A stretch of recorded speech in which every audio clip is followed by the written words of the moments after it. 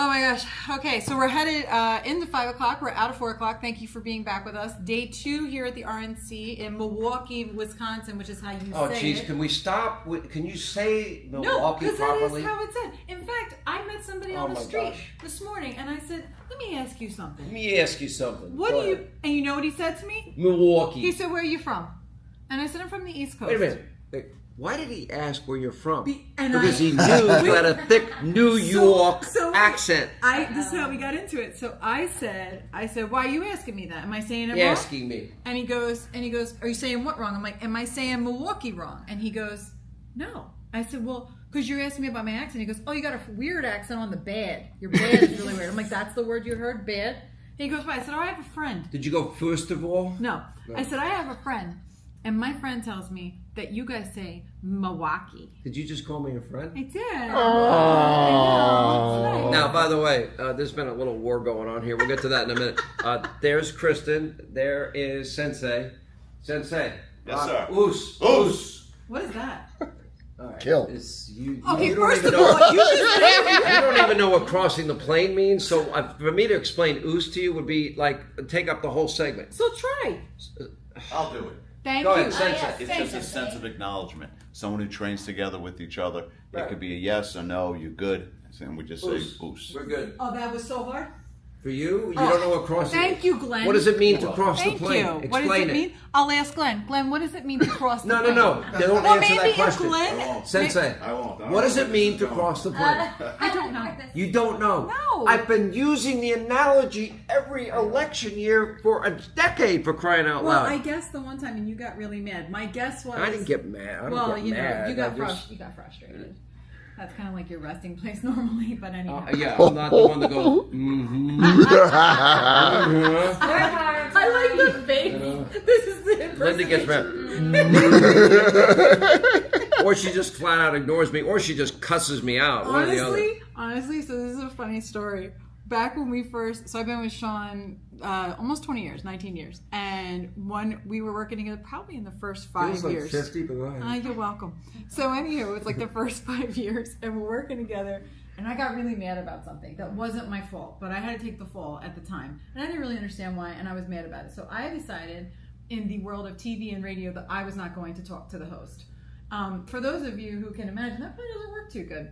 So then one day he calls me and he goes, I'm not really sure what you're doing, but in this business, we talk. So the silent treatment doesn't work, okay? So you got to talk on the show. So I'm like, all right, fine. He's like, so when you're I have no memory of any of this. Oh my God, it was so funny. So he goes, I'm very Joe Biden on this, but go ahead. When you're in that studio, you got to talk. I got a question, you got to answer it. I said, fine, but when we're not in the studio, I'm not talking until you say you're sorry. He's like, it's going to be a cold day in hell, sister. By the way, this rings true. It sounds like Madam Stubborn. For the next month, you would ask me stuff that had nothing to do with radio radio. So we'd be in the studio and be like, so Linda, how was your weekend? I'm like, I don't have anything to say. You're like, oh, you're not allowed to do that. You have to communicate in the radio. You don't remember that? That part I remember. Oh my God, by the way, I don't know who's harder. I mean, Katie, who does our call screening, she's the sweetest girl in the world. She is very nice. Okay, we love her. She's not with us here, but she does the call screening, and Katie hates being on radio. She does. So I had a whole plan to sort of just acclimate her to being on the air. And you were the one that stopped it because it was apparently causing her like panic attacks. Dude, she was, first of all, she thought I put him up to it, which had nothing to do with it. I was like, dude, I thought it was like what I did with you. So no, with Look me. what happened. I created a monster. First of all, my understanding was when I first met you, it was like, when I need you, I'll let you know. What's your name? I'm like, I'm Linda. I've been here 4 years. Okay, we'll talk. Anywho. By the way, this part is a total exaggeration. She is totally, completely full of out of shift. But we did it with Lauren. So my sister-in-law, Lauren. She's quiet. I mean. No, she is. But Katie, ironically, who is not quiet and loves to argue and is incredibly, like, she's one of those people who's like, well, I don't really agree with you, but that's fine. I'm like, no, don't do that. Don't do that. Tell me what you don't agree with, because, I love confrontation. And then so now she won't do it on the air, but she'll do it in the studio. She's very chatty in the studio. Oh, I know. But Lauren, on the other hand, Lauren got really good on the air. My sister-in-law. Okay, no, where Lauren and I bonded and where Over I really the dogs, I know. fell in love with her is she would take these service dogs Yes. when they were puppies and she would raise them. And there's out of all the dogs that they try to train, there's only a very small percentage that actually make it to the final cut. And every one of her dogs, because she's such a great dog owner, would be there, and we'd have them in studio every day. And I love dogs. I mean, I'm crazy. I wish I could have one now, but my life does not exactly lend itself to having a dog. Well, considering I live out of a suitcase. We have a picture of, that's all true. So Lauren had this dog called Treat, which was a canine rescue dog. And so at Halloween time, we had gotten something funny for the studio. I don't actually remember what it was, but we had a doll, and it was Hillary Clinton. And she was like, dressed up for Halloween. She's like, you want a treat? So we thought it was funny, and we put it next to the dog treat. That was great. Oh my gosh, what does Treat do? She puts it in her mouth, starts to tear the crap out of it. So we have this giant picture of Treat destroying the Hillary Clinton thing, you know what I mean? Hanging up. Yeah, but it's remember hysterical. what I used to do and you guys got so mad at? What? I used to give treats. Oh yeah, you're not allowed to give her treats. Because it's only for training. Okay, excuse me.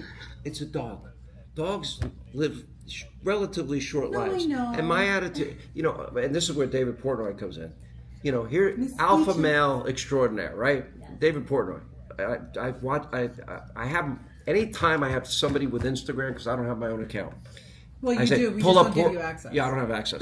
pull up Portnoy. I want to see the latest with Miss Peaches, because he's alpha male extraordinaire, and he's like, Miss Peaches, oh, I brought you steak, Miss Peaches. Now savor the steak. It's amazing. Listen, because I love dogs, and it's cool. I have a giant dog. I love him to pieces. And you like loved Miss your cat Peaches. so much, your cat became 5 times the average size. This cat, really? All right, we're You back. had to send the cat to. Uh-huh. You had to send the cat to a farm. Cut. To lose Next. weight. We're ready for 5 o'clock. We'll be back at the bottom of the half hour, so we'll see you then. And thanks to our friends at Goldco.com, HannityGold.com, right? HannityGold.com. Yep.